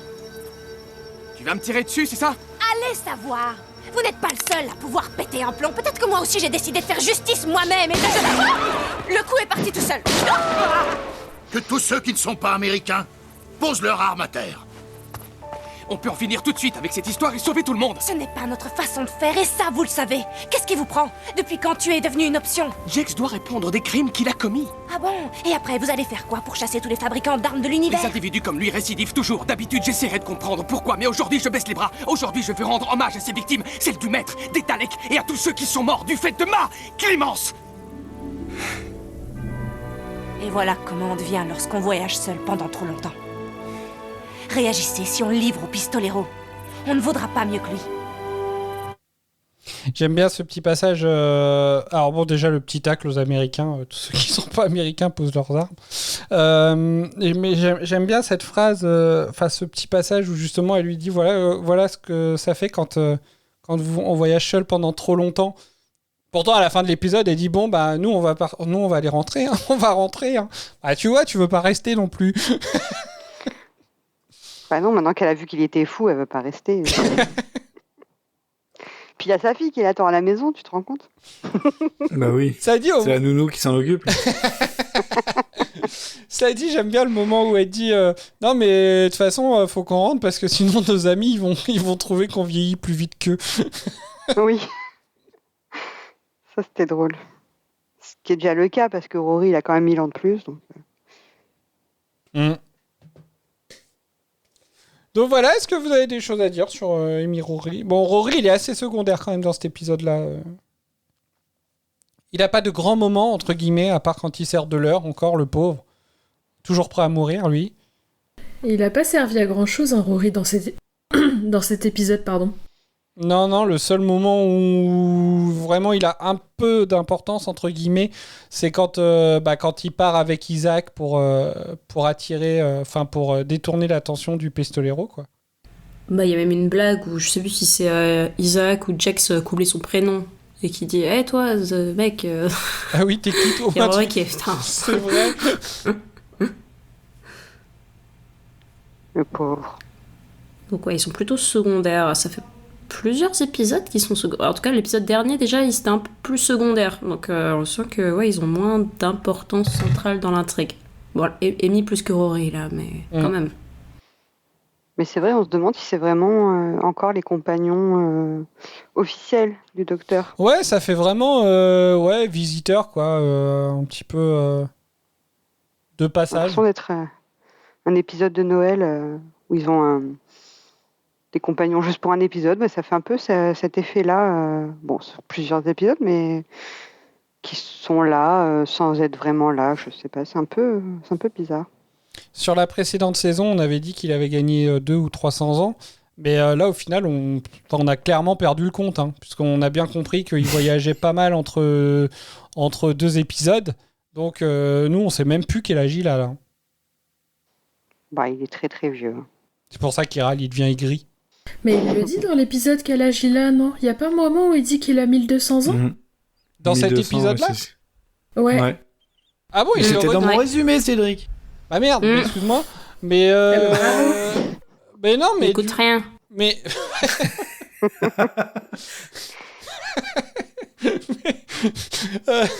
ça peut être la citation des réseaux sociaux. Il écoute rien. Et tu mets bien le rien en gros. Rien. Non, mais je sais pas, c'est. Mais du coup, il a pas voyagé tant de temps tout seul que ça, du coup, finalement. Bah, 300 ans quand même. Bah, sachant qu'il les avait déjà fait sur la saison dernière, ça veut dire qu'il a pas refait 300 ans là. Parce que du coup, en fait, je trouve que sur les échanges. Mais là, c'est quelques mois là entre chaque épisode.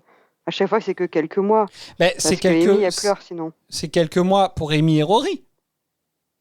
Mais après, mais c'est pareil, hein. Le docteur, il peut très bien les voir un jour pour lui, le lendemain aller les voir, alors que ça fait 10 mois pour Amy et Rory. Donc du coup, on se rend pas compte de ça, on ne sait pas où ça en est à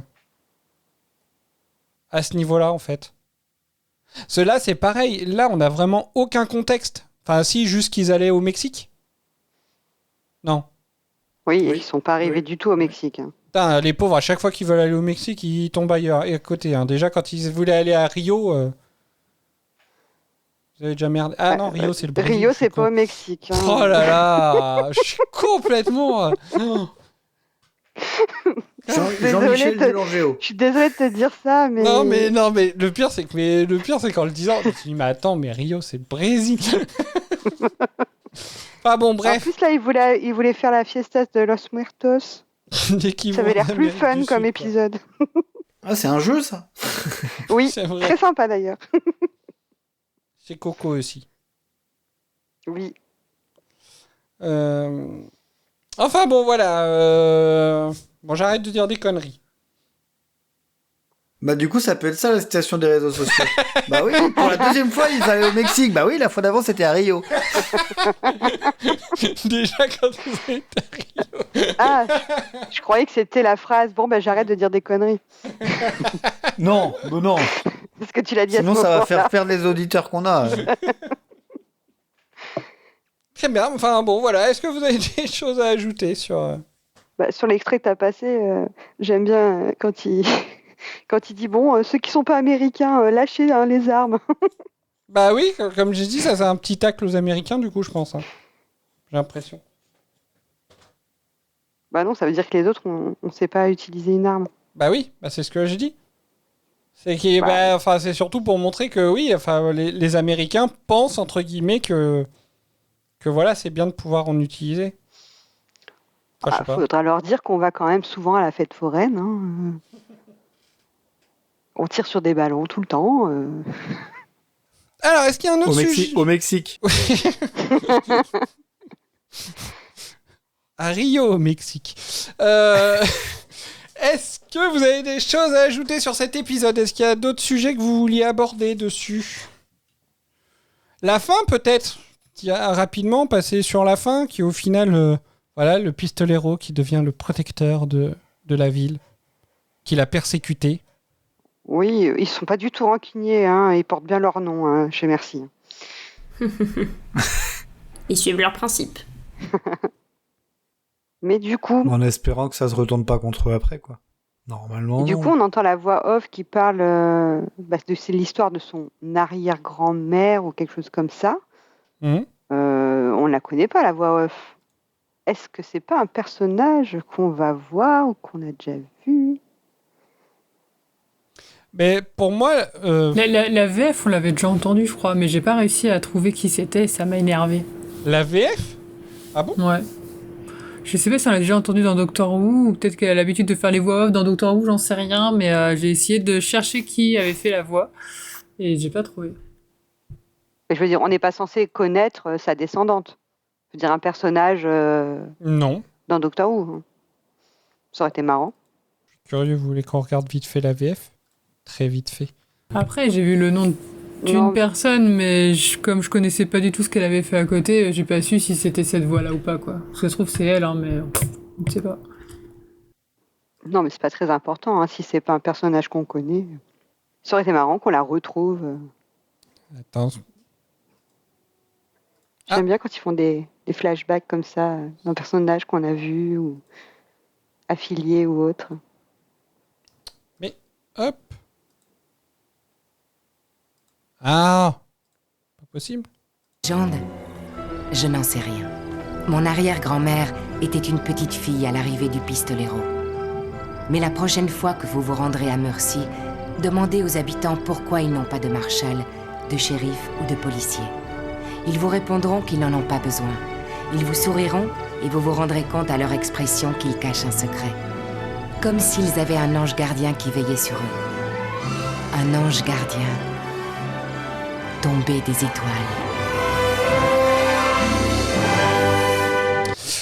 Si, pour moi, c'est une VF qu'on a déjà entendue dans Doctor Who. C'est clair qu'elle me parle aussi. J'essaye de me souvenir. Mais je crois qu'elle fait aussi un peu de la voix off. Dans un autre épisode. Alors après, est-ce que c'est un épisode avant ou après? Parce qu'en fait, c'est un peu ça qui me fait peur. Bref, bon, c'est pas grave. C'est pas grave. Ça me reviendra. Je crois qu'en fait, c'est un épisode qui vient après. Très bien. Du coup, pas d'autres sujets abordés pour vous? Le cheval Samantha est super. Moi, j'ai toujours pas compris la différence entre shérif et marshal. Ouais. Hein. Je sais pas du tout. Ça a l'air d'être sensiblement la même Marshal, chose. c'est pas de... Je crois pas un militaire, genre. Je sais pas, j'ai plus l'impression que Marshall, c'est plus sur un territoire plus étendu, alors qu'un shérif, c'est plus sur une ville. Tu sais, genre, un Marshall, ça va être plus un comté, ou... Enfin, je sais pas trop comment... Je sais pas. Aucune idée. Alors, un agent de police du gouvernement fédéral des États-Unis. Mais du département de la justice. Mais qu'est-ce qui le différencie d'un shérif? En tout cas, ils ont une étoile tout pareille. Le shérif est généralement pour tout le comté ou les villes qui n'ont pas de force de police. Les marshals sont au niveau fédéral et ils poursuivent les criminels fédéraux qui ont des mandats d'arrêt et les escortent au palais de justice, etc. Voilà. Je crois qu'un shérif, on peut l'élire. Je suis pas sûre que le marshal, on puisse... Genre, le shérif, il est élu parmi la population. Source, Dr. Queen et la petite maison dans la prairie. Marshal, je sais pas.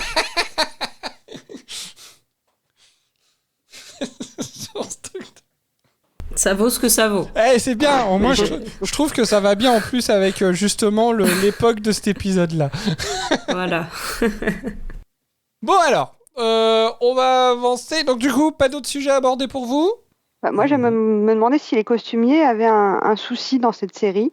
Parce que le docteur, il a des pantalons toujours trop courts, quoi. Donc, est-ce qu'il y a un problème de budget ? Qu'est-ce qui se passe ? Le budget. Allez, j'ai pris une anecdote. Non, je sais pas. C'était la mode des pantacourts. D'entendre vos anecdotes. C'est son... je pense que c'est son look, hein. C'est tout, hein. C'est le docteur débraillé, hein. Ça fait vraiment bizarre. Et encore plus, là, quand il est au milieu d'une ville du Far West, quoi. Un petit côté Steve Urkel. Qui ça ? Steve Urkel. Tu connais pas Steve Urkel ? Et si, évidemment. Ah, j'ai eu peur. C'est qui ? Je connais pas, alors je vais regarder. Mais c'est pas vrai, vous connaissez pas Steve Urkel ? Non, je sais pas, du coup, je dis rien.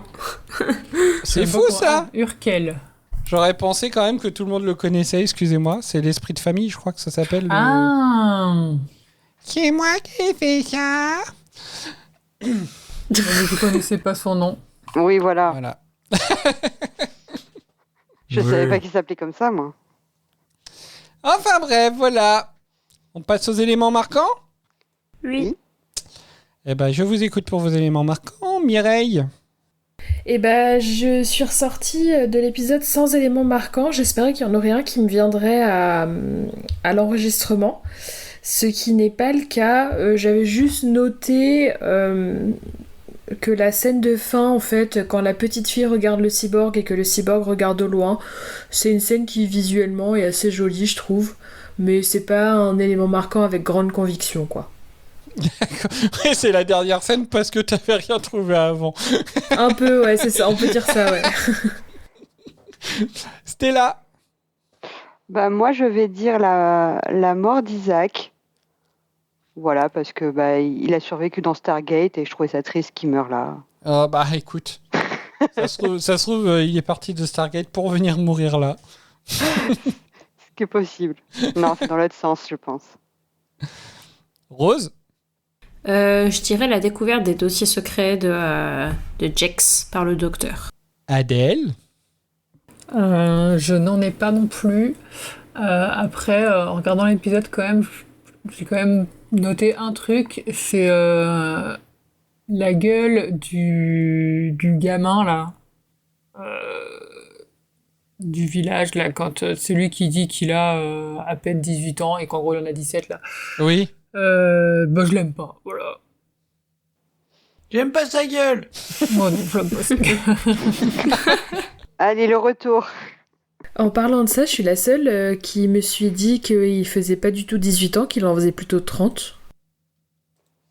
Est-ce que c'était pas encore 30, un hommage au film américain ? Il faisait plus 20, oui, il faisait plus 25, quoi. Je suis d'accord. Il faisait clairement pas 18 ans, ouais. Alors, on parlait de Retour vers le futur 3, je trouve qu'il me fait penser à l'aïeul de Marty, pourtant qui est joué par le même acteur, oui. Mais je trouve que de look, il a le même look que lui. Voilà, c'est marrant. Après, je pense qu'il y a ce truc aussi où, là, on connaît pas trop, je suis pas sûr qu'on connaisse l'année où ça se passe, mais si tu reviens même 50-60 ans en arrière, même par rapport à nous, en fait, les gens qui avaient 18 ans, ils en paraissaient déjà 30 parce que, en fait, ils étaient déjà considérés comme des adultes, alors que nous, maintenant, à 18 ans, t'es un gosse, quoi. Donc, il y a peut-être ce truc-là aussi qui fait qu'il a l'air plus vieux, alors qu'en vrai, il a peut-être vraiment 18 ans, quoi. Ouais, c'est vrai. Ah si, j'ai quand même un vrai élément marquant qui me fait beaucoup rire, c'est le croque-mort. Il me fait beaucoup rire, le croque-mort. surtout que la deuxième fois où il dit vous nous redonnez espoir, machin, mais qui prend quand même ses mesures, c'est hilarant, quoi. C'est vrai. Non, j'allais dire, et pour répondre à la question, ça se passe en 1870. Ouais. À Mercy, dans le Nevada. 19e siècle. Ça existe Donc vraiment? j'avais Merci visé dans un le- des 3 bons états, quand même. Hein Ça existe vraiment comme ville? Non, C'est comme le lac Silencio, c'est inventé. c'est ça. Pierre, ton élément marquant? J'en avais pas forcément non plus. Je pense que c'est plus le... Vu qu'on en a parlé un peu pendant l'épisode, c'est plus le... Comment on appelle ça? Le combat intérieur qui peut y avoir au niveau du docteur, ou parce que lui aussi, il se dit, bah au final... je pense que c'est aussi pour ça qu'il va pas forcément le livrer... au pistolero, c'est parce qu'il se retrouve un peu dans Jex. Donc plus ce point de vue là du docteur qu'un moment vraiment de l'épisode. Très bien. Alors moi, le mien, c'est celui-là.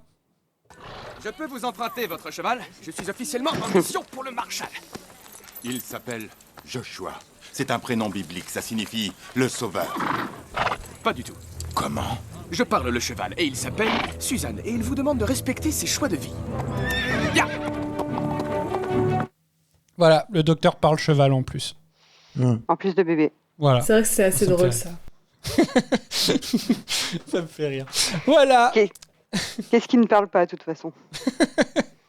Bah oui, c'est le Tardis qui traduit tout, c'est facile. C'est vrai. Est-ce qu'il vous reste des anecdotes? Parce que t'en as donné déjà pas mal dans le résumé, du coup. Ouais, mais on va les redire. Parce que Mireille était pas là. Hop, et on y va. On va passer aux anecdotes. Le meilleur moment. Tu parles de mon anecdote inutile et donc indispensable. Tu peux dire ton anecdote. Et on vous écoute. Bah, je vais commencer, on va rester sur le Marshal, donc qui est joué par Ben Browder. Et il a accepté le rôle parce que ses enfants sont des fans de la série et que lui, il voulait jouer dans un western. Donc, Ah, c'est pour le marrant, coup, ça. ça tombait bien. C'est marrant, ça. Donc, du coup, Trop celui bien. qui jouait dans... Celui qui jouait Oui. dans Stargate. Oui. Oui, c'est lui. Stella semble être une fan de Stargate. J'aime beaucoup cette série. J'avais annoncé que j'aimais les séries de science-fiction.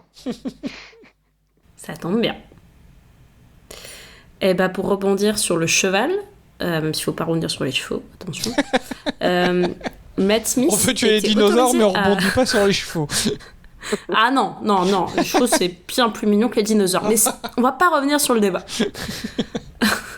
Donc Matt Smith était autorisé à monter le cheval, mais cependant la majorité des scènes montrées dans l'épisode sont jouées par sa doublure et pas par lui.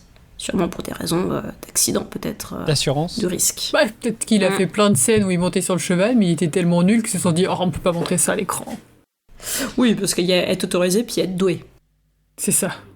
Il y a avoir tourné et être réellement monté et vu sur les écrans. Et donc il est monté dessus, mais probablement il a pas bougé, quoi. C'est ça. Peut-être Juste qu'il a monter, testé. prenez la prise et je redescends.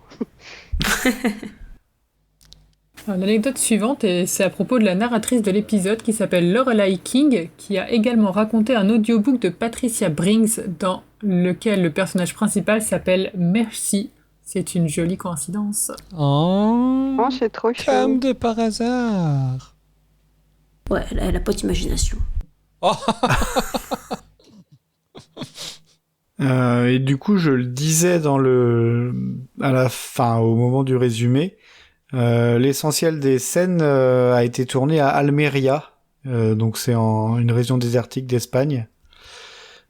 Les décors de cinéma de style western y étaient construits et plus de 100 films y ont déjà été tournés, dont pour une poignée de dollars de Sergio Leone, qui est sorti en 64 avec notamment Clint Eastwood. Ah, c'est marrant, je pensais pas qu'il y avait des zones désertiques comme ça en Espagne. Bah, et puis avec l'année qu'on a, ça va être encore plus désertique. Ah bah oui, c'est sûr. Mais parce que oui, c'est vraiment le sud de l'Espagne. Ouais, c'est vraiment le sud, ouais. C'est Andalousie. Ouais, j'aurais jamais pensé qu'il y avait une zone qui fasse aussi désertique que ça. Comme quoi, on en apprend tous les jours. Hein. Rio n'est pas au Mexique, il y a une zone désertique en Espagne. T'as vu, je vais pas reparler du Mexique, hein, j'ai été sympa. Oui, t'as vu ? J'ai failli. Moi, je le fais, je suis complètement maso. On passe à notre catégorie préférée, celle des anecdotes inutiles et donc indispensables. En plus, cette fois-ci, on n'en a pas une, non pas deux, mais 3. Oh là là ! Qui fait quasiment la moitié de nos anecdotes. Hein, et il y en avait plus. Il y en avait vraiment plus, des anecdotes de qualité pour cet épisode. De qualité. Sachez que c'était l'idée de Matt Smith d'avoir un cure-dent dans la bouche en entrant dans le saloon, parce qu'il voulait ressembler à un héros de western. Ah, elle est drôle cette scène-là aussi. Hein.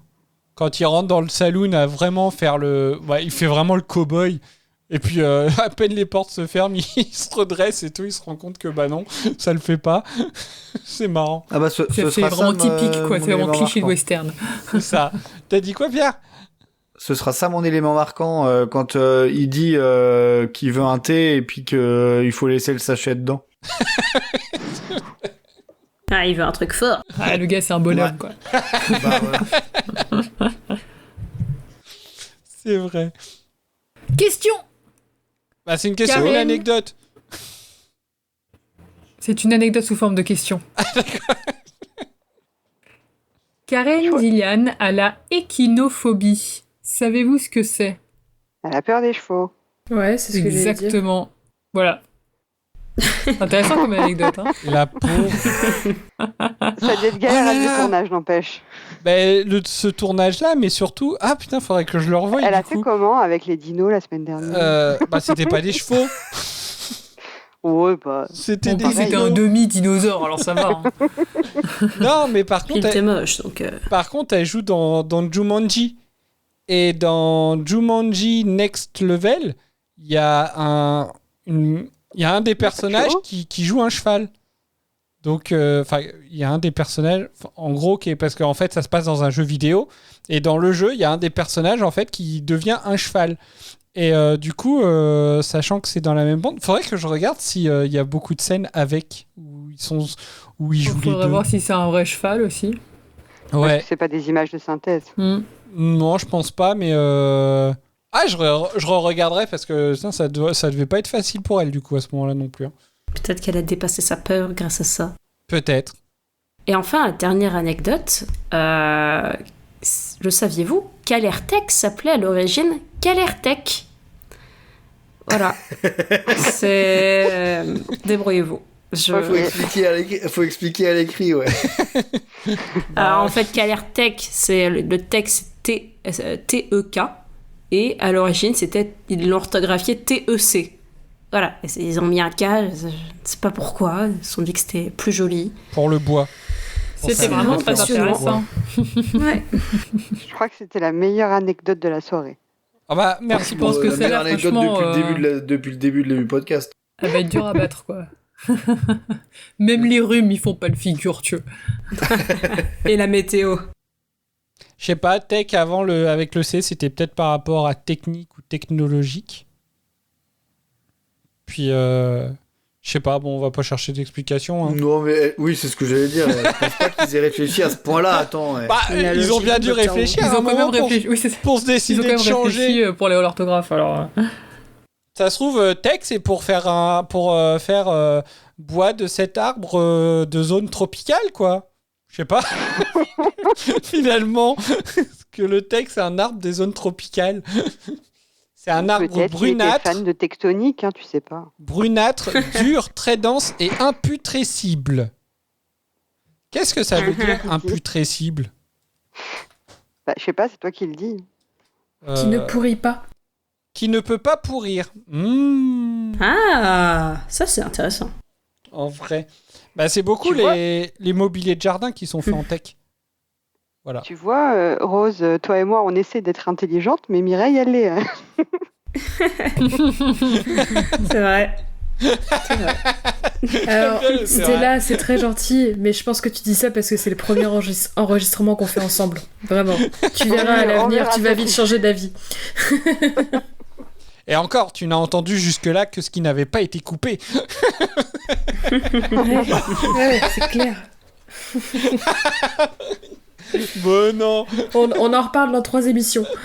Ok, je note.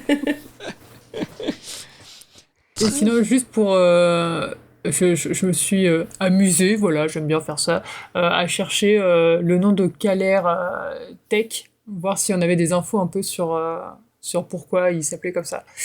Et en fait, Kaler, c'est le nom de la planète, c'est aussi le nom des gens qui habitent la planète, et donc aussi leur prénom. Donc c'est comme si nous, la Kaler. on habitait la Terre, que nous étions des terres, et que je m'appelais Terre Adèle. C'est pas... Terradélie. Oh. C'est pas Superman aussi que c'est la même chose? Qui viennent tous de la planète et pareil, ils ont tous soit le même nom de Ils famille finissent ou tous... quelque chose Non, comme ça. non. Hein? Non, je crois que c'est des noms de famille. Il y a Ah. Kal-El, il y a Jor-El, mais c'est la famille El, du coup. Tu crois? Bah, je suis sûr. Et puis la planète c'est Krypton. Ouais. Voilà, j'aurais pas été tout seul à dire des conneries par rapport à Shanto, déjà.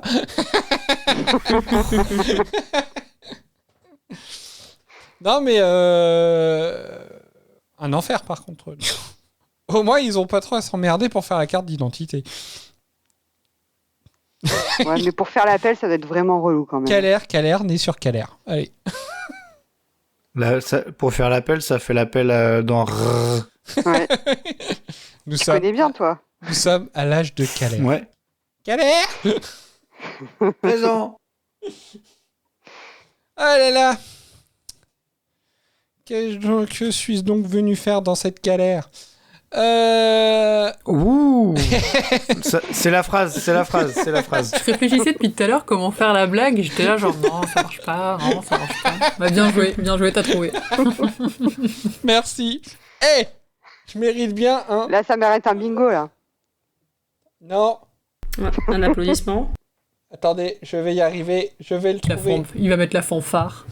Ouais. Si j'arrive à le trouver. Bah oui. En attendant, je peux vous faire le western. En rapport avec le Mexique. En rapport avec le Mexique.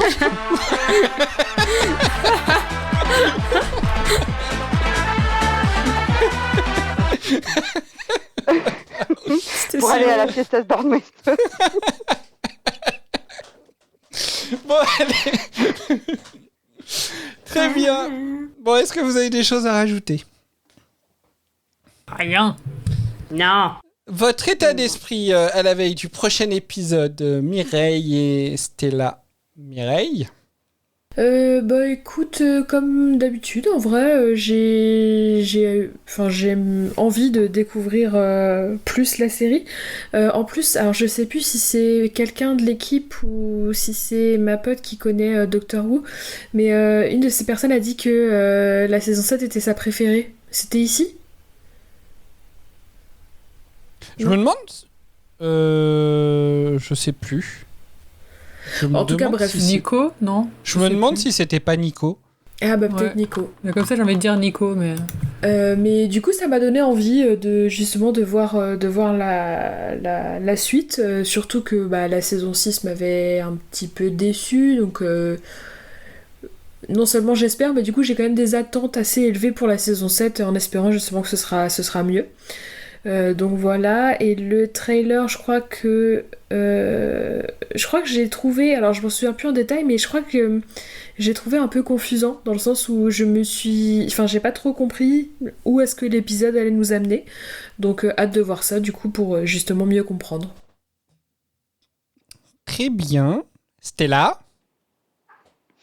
Eh ben moi, oui, j'ai hâte de voir la suite. Je suis curieuse de voir ce que ça va donner et qu'est-ce qu'ils vont nous inventer comme histoire. En tout cas, la saison 7 là, commence mieux que la 6, puisque les 3 premiers épisodes étaient plutôt pas mal. Donc, Ah, tu vois, Rose, elle l'a bien aimé, celui-là.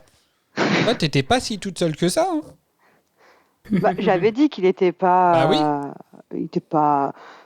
Après, je suis d'accord avec ce que vous avez dit. Il est un peu oubliable, mais il se laisse regarder sans. Voilà. Oui, c'était on pas pa- un mauvais en moment. vrai, Il se laisse regarder plutôt. Voilà, on plutôt passe, bien, quoi. on passe pas un mauvais moment. Par contre, il est pas prenant et il est pas marquant. Voilà. Je pense pas qu'il va me marquer beaucoup, mais vous voulez, il se laisse regarder. Il n'est pas du tout déplaisant, donc bah, ça me va, c'est déjà bien. Tant que je déteste pas, c'est déjà bien. Et donc oui, comme les 3 premiers étaient plutôt pas mal, donc j'espère que ça va continuer sur cette lancée et pas faire la dégringolade. Très bien. Mais j'ai pas vu le trailer comme d'habitude. Très bien. Bon, rien d'autre à rajouter pour vous, les Wouvians? No. Non. Très bien. Et ben, c'est la fin de cet épisode. On se retrouve très vite pour parler du prochain épisode dans lequel le docteur va se taper la cruche chez Amy et Rory pour résoudre un petit casse-tête qu'il n'avait pas vu venir. Comme c'est la tradition, on cite nos tipeuses Lily, Tiffany et Corsetilou qu'on remercie pour leur soutien. On vous rappelle que vous pouvez retrouver nos autres émissions New TARDIS Experience dédiée aux épisodes récents diffusés sur Disney+, mais aussi Vortex au-delà du Retardis, notre format thématique autour de l'univers de la série. Pour le rappel, le dernier était sur le dernier spin-off de la série The War Between the Land and the Sea qui n'a toujours pas de date de diffusion sur Disney+, on ne sait pas si ça va venir un jour. Mais bon, on espère. Hein. Vous pouvez nous suivre sur X, Facebook et Instagram ou bien venir discuter avec nous sur Discord. Il y a toujours un canal pour réagir à un épisode, partager vos théories et pourquoi pas vous joindre à nous lors d'une prochaine émission. N'hésitez pas à laisser un avis ou un commentaire sur les plateformes d'écoute. Ça nous permet de gagner en visibilité et surtout on prend toujours beaucoup de plaisir à vous lire. Notre adresse mail retardisexperience@gmail.com est aussi toujours ouverte pour ceux qui veulent nous écrire directement. Bien sûr, comme d'habitude, tous les liens sont en description de l'épisode. Merci à vous de nous avoir écoutés. Prenez soin de vous et des autres. Et à bientôt. Salut. Salut. Kenavo. Salut. Salut.